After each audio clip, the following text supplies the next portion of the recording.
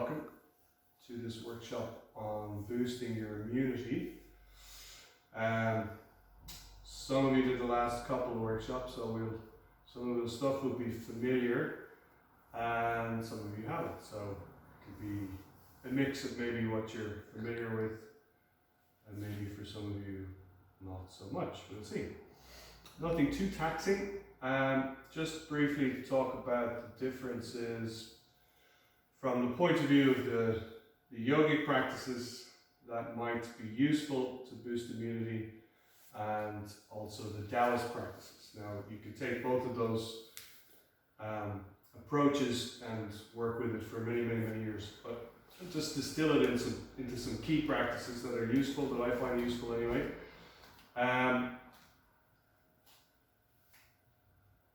In the yoga, we would talk about Agni. Yeah, so you're mostly familiar with this term, Agni, the inner fire.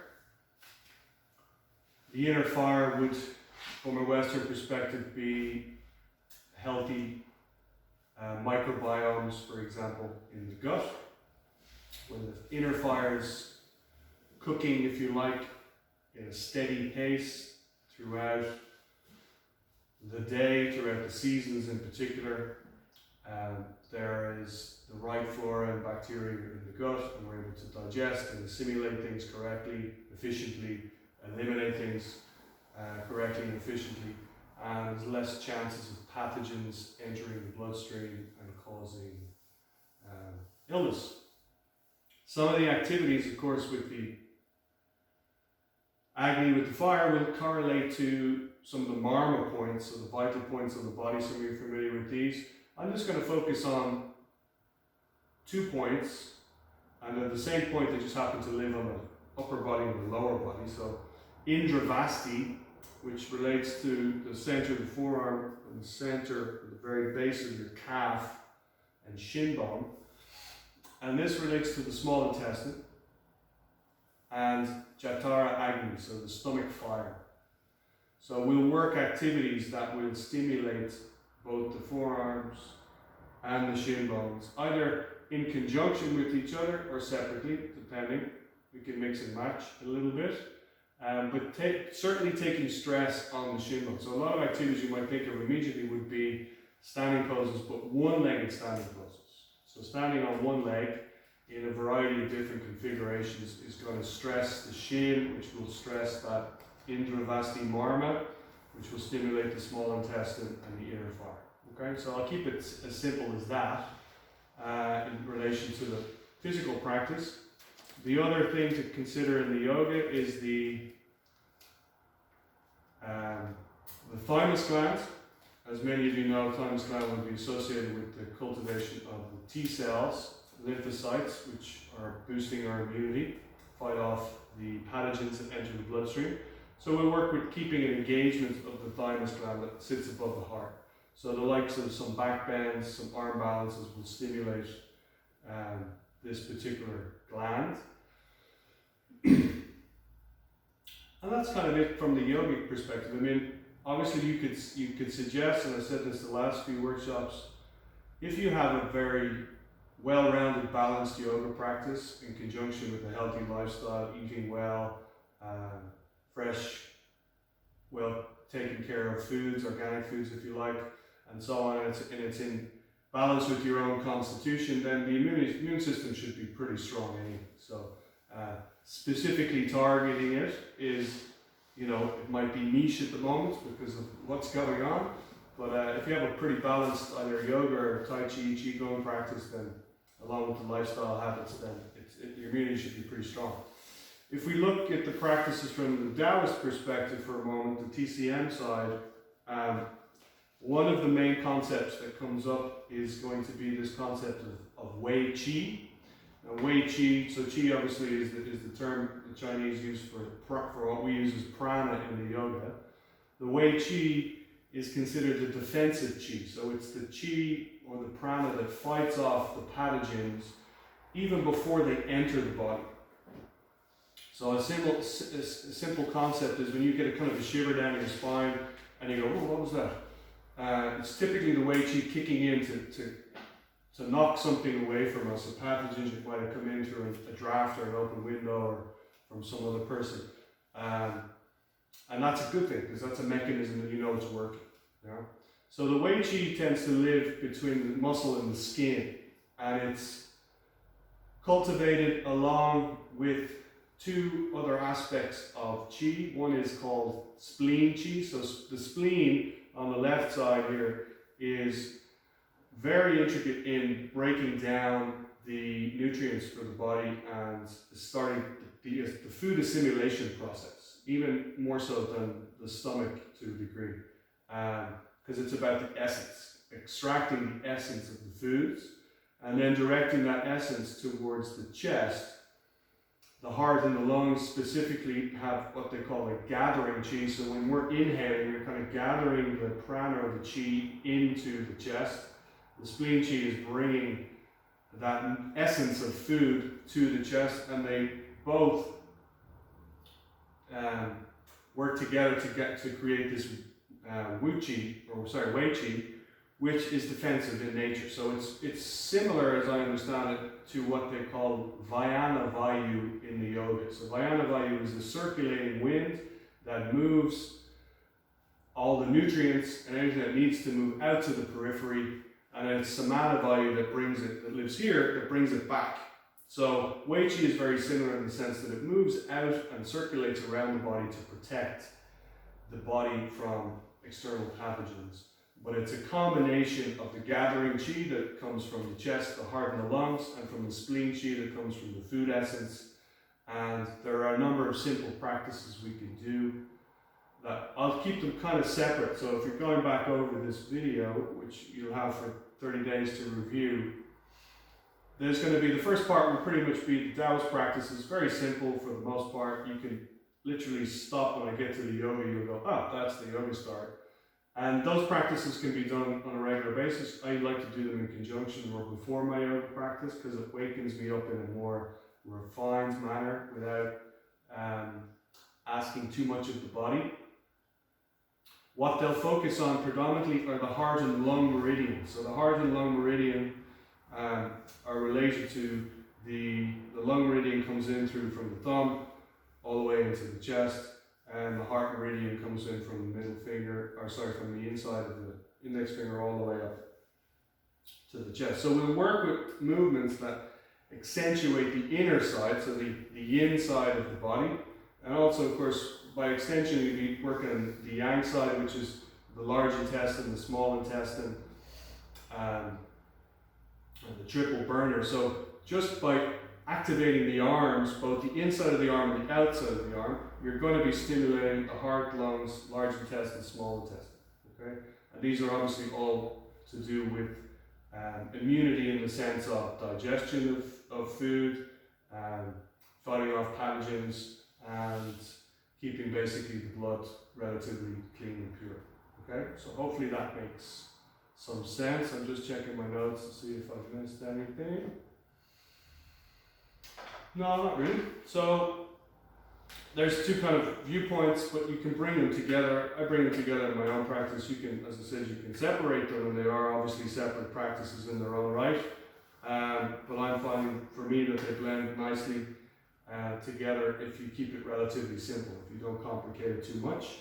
And as I said, you can review the practices over the next month and see what you think about it as we go. Okay?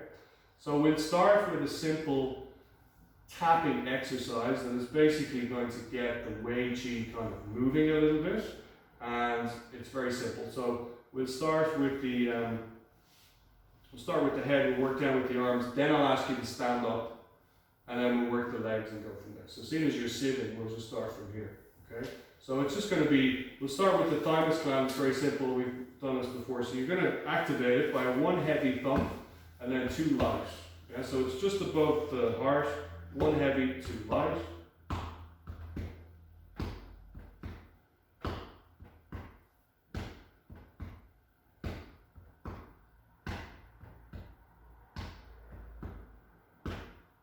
Two more. Good. Then we're going to just bring a little light tapping to the forehead. third eye. So you can use just the fingers, lightly tapping. And then we come up to the crown.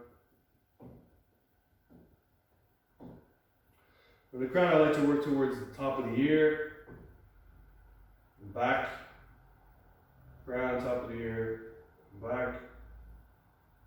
Then I work towards the back of the head, so directly opposite the third eye. And then we'll work one more time to the eyebrow center. So work your way through the midline, through the crown, back to the third eye, and back again.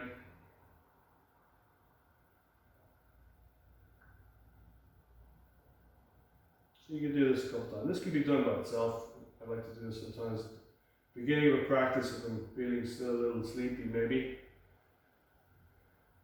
Wakes up the pineal gland, pituitary gland, hypothalamus, important endocrine glands. Alright, so then we're gonna work our way down and around the shoulder. So you're just gonna use a loose fist and a loose wrist. Yeah? So I'm gonna come to the top, lean my head to the side, and just tap, doesn't matter which side you start, just across the trapezius muscle there. Sometimes it can be quite stiff. I've been sitting on a desk all week. Now we're going to go down the yang side, so down the outside of the arm. And you're going to come up the yin side, the inside of the arm. Down the yang side. And up the yin side. With a loose fist, not too hard.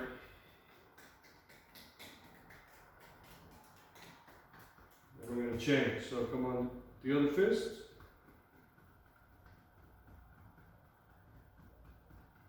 Starting on the trapezius. And we're going down the back of the arm. Up the inside of the arm.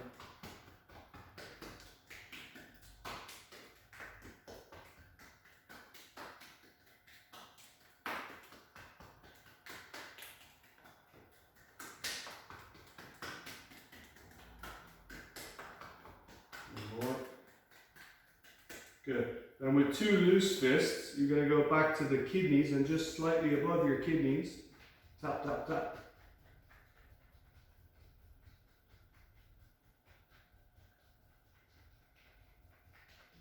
So the adrenal glands, lightly tapping.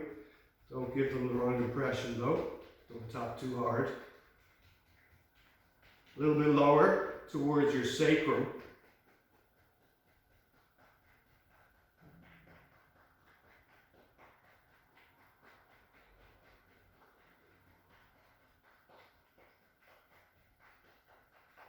Good. And we're going to release. Now you're going to come and stand up because we're going into the legs.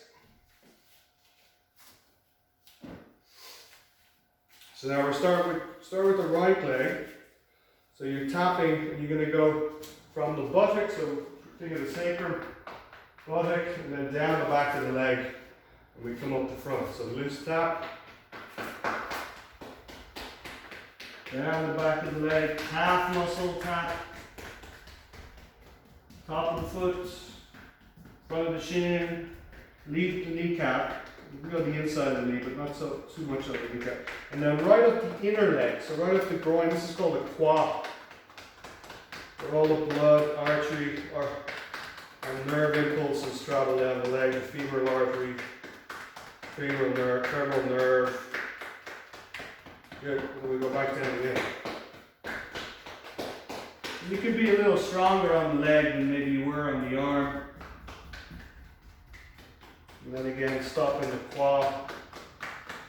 The yoga is called Lohitaksha. All right, one more time down.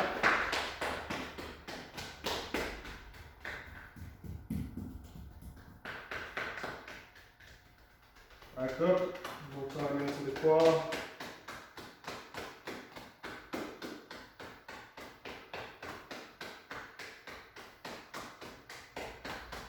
Good, then we go on the other side. So left, start at the sacrum buttocks.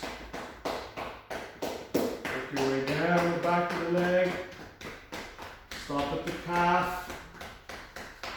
That Indra-Vasti point. Coming back around the front.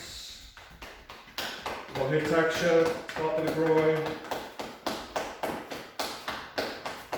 We'll go down from the bottom again. Stopping at the calf. Back up the front. Stopping at the quad. And Mohitaksha. One more time.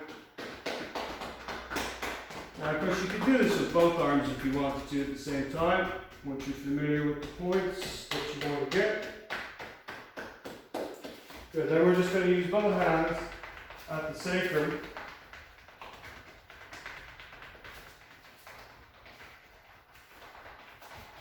You're going to come around to the right side, the liver.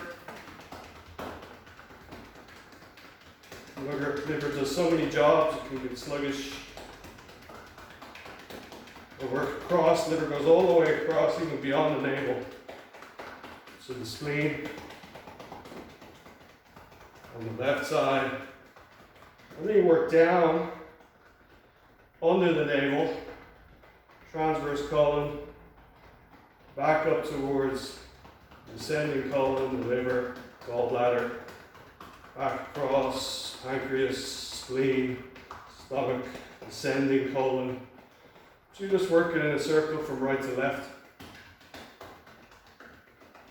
Or again, loose fist is good because you get a little bit more action in your wrist. If you're tapping, it's okay, but your wrist might get sore, tired after a while. Okay, couple more.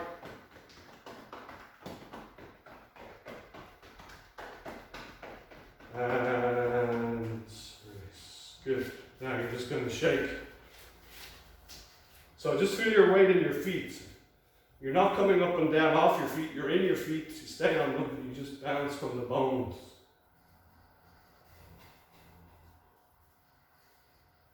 Let the joints be loose.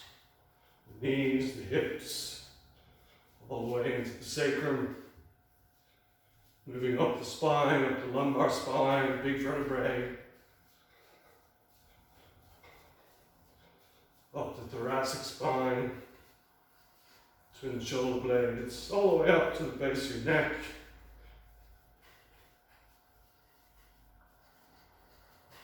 You might work down from the shoulder into the elbows, wrists, fingers.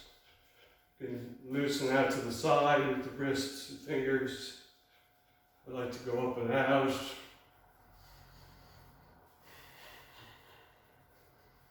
Shaking out any tension. So the idea being that the more circulation you get, the blood follows the chi or the prana. So the more flowing you can get with the chi and the prana, the better for the blood circulation. And then you can bring that to a slow stop. Just be aware of any change in feeling around the body. It's a gentle way to wake the fluids up at the very least. And then we'll go through the joints, which adds to movements in the fluids. So starting with the ankles, on the top of the right foot, pressing down once you're familiar with these movements, and rolling out on the ankle.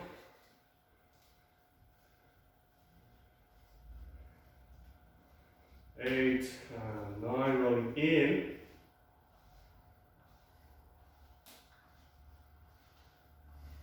8, 9, changing. Press down first and then roll out.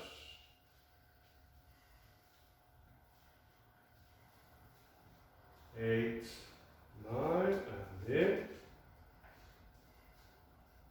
So feel the movements all the way up in the hip, right up in that quad area. And 9, feet shoulder distance. Take your hip forward, take the head around to the right and circle. The neck is stiff or sore, just make the circle smaller.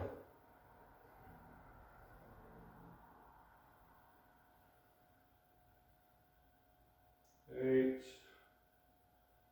9. Pause with the head in the middle, changing direction.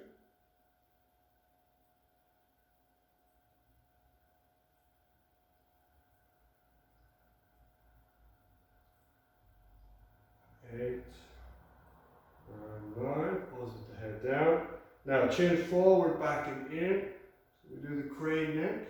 Forward, back and in.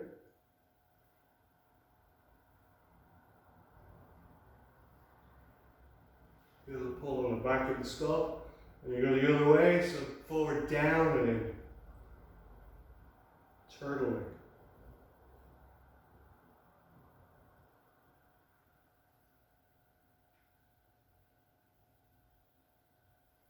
And pause. Now, keep the shoulders facing forward. As you turn your head to the left, look over your left shoulder and take your eyes down towards the floor. You don't move the shoulders forward to do it. Use your eyes to look down, back and down. Now without moving your head, take your eyes up. Look up. Like you want to look all the way up into the stars. Feel the pull on the base of the skull. And then we'll lower the head down slowly, move across to the other side. Looking down, over the shoulder. Keep the shoulders square to the front.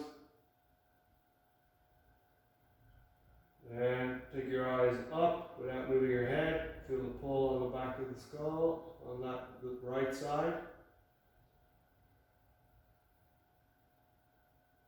And then you're going to lower the chin again back to the midline. And just let your head come up slowly.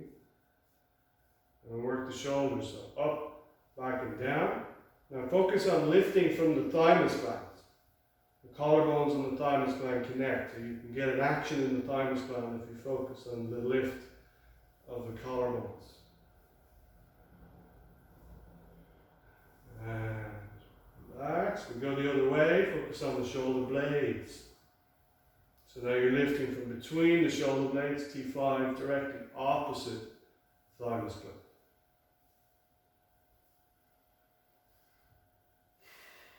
And relax. We do the wrist, palms together, interlaced, rolling on the wrist.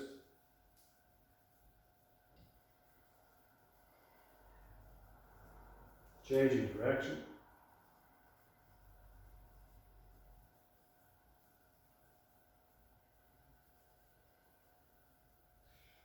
And releasing. We're going to turn from the waist, let the arms be loose as you turn. Front hand, let it tap the top of the chest, back hand, the back of the hip. Put the head turn.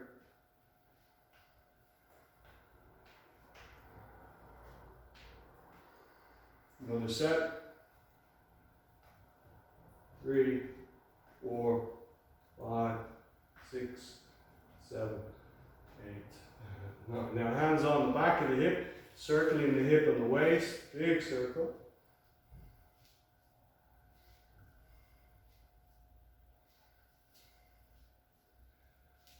8 and 9, other way.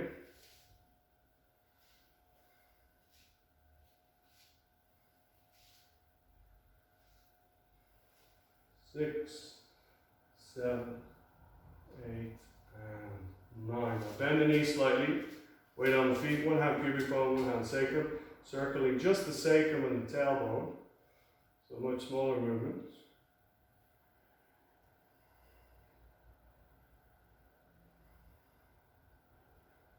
7, 8, and 9. Change direction.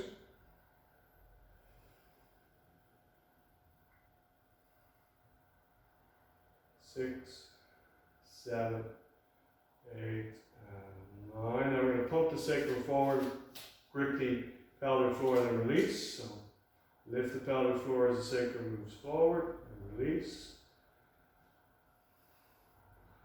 7, 8, and 9, and relax. Good. Step the feet in together. Circling the knees, so around to the right.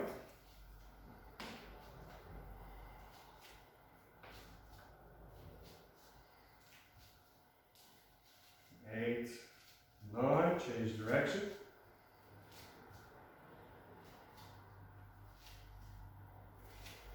Bend from the back of the knee. 8 and 9. Now knees forward and away from each other and back in.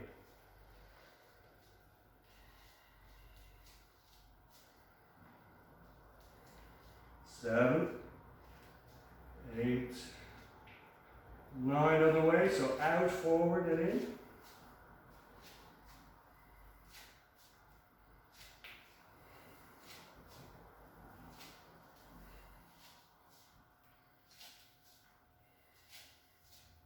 Good, and then pause. Now just step apart with the feet, just pulling on the kneecap.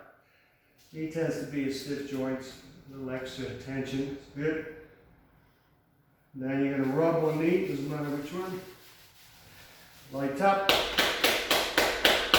rub, light tap.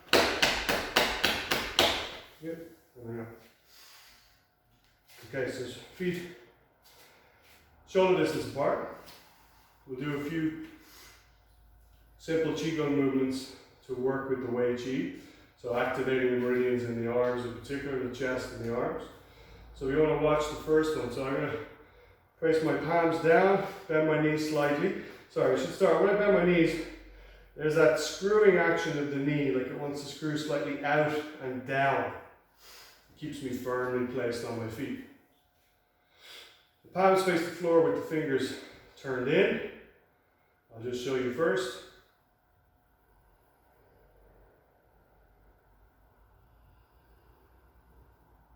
So palms down, fingers turned in. Inhale the arms up. Gazing up. Exhale the arms down. So if you want to join, you're welcome. Palms down, fingers face in. Inhale up. Keep the arms straight as they go up. And straight as they go down. So you want to feel like you're activating the hand, you're pressing the wrist away from you. And it starts to activate the meridians in the arms.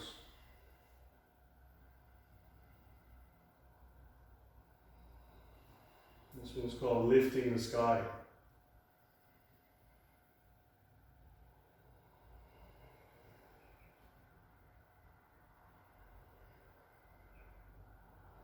Keep the weight in the feet, keep the knees screwing out and down. Feel the activation through the inner arm, back of the arm.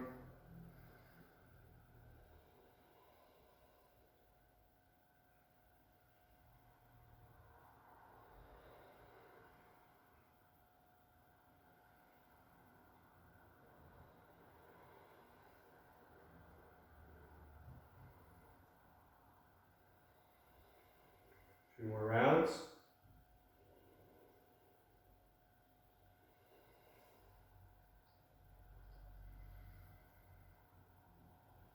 This is a nice one to do for quite a while. You can do it for like 5 minutes by itself.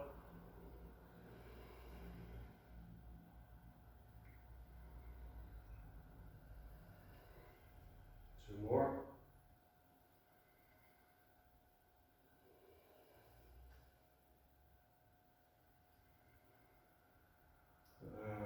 Skip. You're gonna let your legs relax. So I'll show you the next one. It's called fireworks. It's like the fireworks emanating up into the sky. So I'll show you. Slightly different.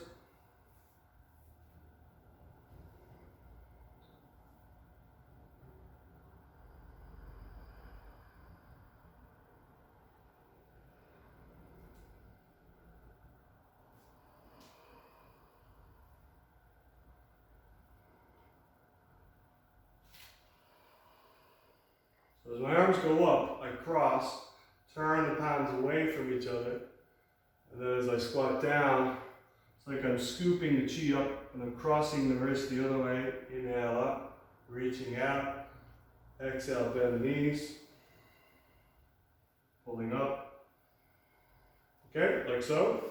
Now the exhale, the Taoists talk about breathing through the mouth. You're welcome to do that. You can make a sound. Or you can, if you're used to breathing with the mouth, with the nose, it's okay to breathe through the nose as well. As long as you're at least inhaling through the nose. Okay? So make sure your feet are parallel. Some of you looks like your feet might be slightly turned out. So keep the feet parallel. Exhale fully. The hands come up in front. You cross the wrist. As you reach up, the palms turn away from each other. Inhale. As you bend your knees, you exhale. Reach for the floor. Cross the wrist the other way. Inhale. Exhale, bend the knees, sink into the feet, cross the wrists. If you forget which one, doesn't matter, just do the same one. Exhale. Cross the wrists. Now push down through the legs to come up. Don't use your back, use your legs. Cross, inhale. Reach, separate. Exhale.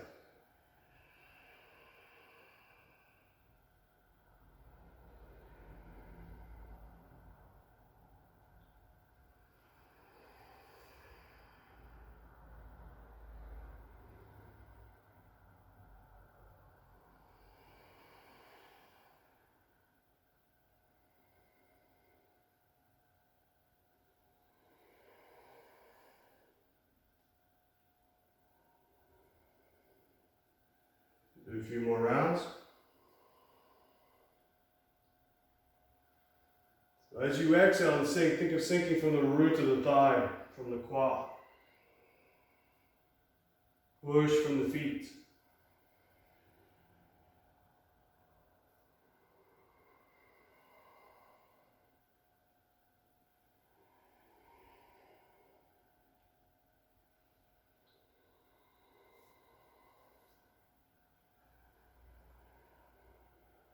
One more.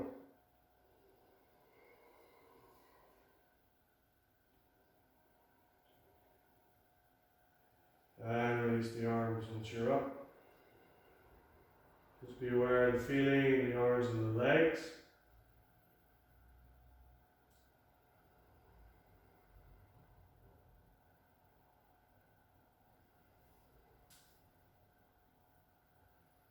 Now we'll continue with swimming with the dragon, so I'll show you from the side. It's a little easier to see it.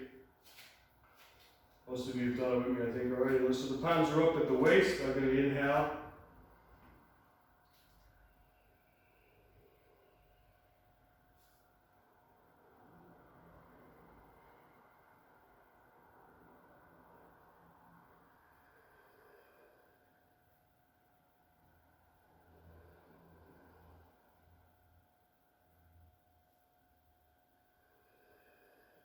Okay, so as I exhale, I thrust the hips back, palms down.